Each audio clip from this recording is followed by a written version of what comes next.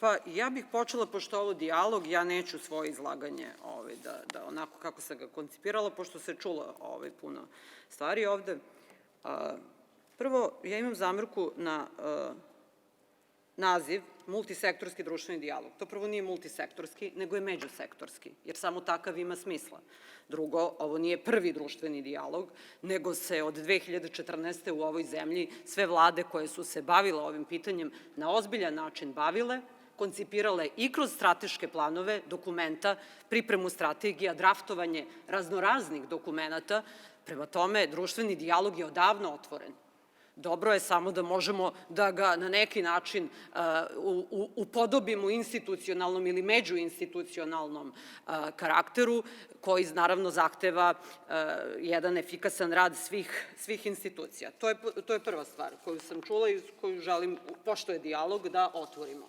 Druga stvar, postoji ovde jedna sistemska i strukturna greška u ovim svim, dakle, potvrđenim učesnicima, jer ja ovde ne vidim uopšte predstavnike ni Ministarstva unutrašnjih poslova, ni Ministarstva odbrane, ni Ministarstva spoljnih poslova. Drago mi je ako ima. Međutim, molim vas, postoji čitav koncept, to bi moja koleginica, gospođa Čomić, koja je dugo bila u parlamentu, trebalo da zna, čak i feminističke spoljne politike, koncept koji je usvojen u Evropskom parlamentu, koje naravno ne treba slediti bez nekritički, ali svakako da ono što jeste doprinos žena, dakle globalnom miru i svim akcijama bezbednosti i postizanju mira je nešto što je nesumnjivo, jer ovde nije tema osnaživanje žena, nego ovde je tema rodna ravnopravnost.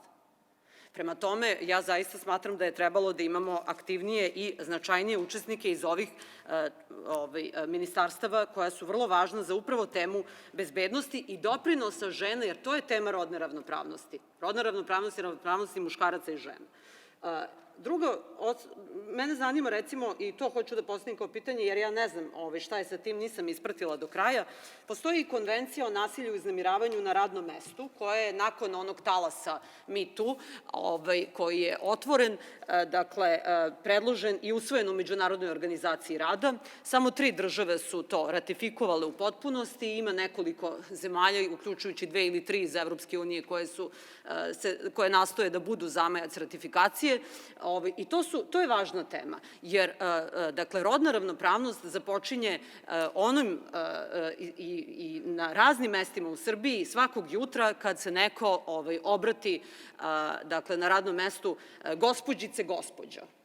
Ako se sećate jedne serije naše koja je bila aktuelna 90-ih, kada veliki šef i direktor se obrati svakog jutra gospođice, gospođo.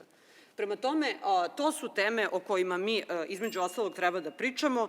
Hvala, čujem zvono, malo je neumesno da nas zvoncetom obaveštavate, ali i to je u redu.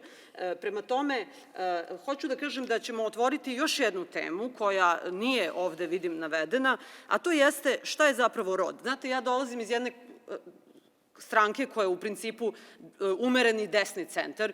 Prilično sam konzervativna u nekim stvarima, ali moj konzervativizam lični ne dopušta da izbegnemo teme koje jesu pitanje roda i koje će dovesti do toga da kada budemo definisali zakon, možemo da znamo da, dakle, pol, muški i ženski, postoji sada naravno i određenje roda svih onih koji ne žele da se opredele ni kao muškarci, ni kao žene.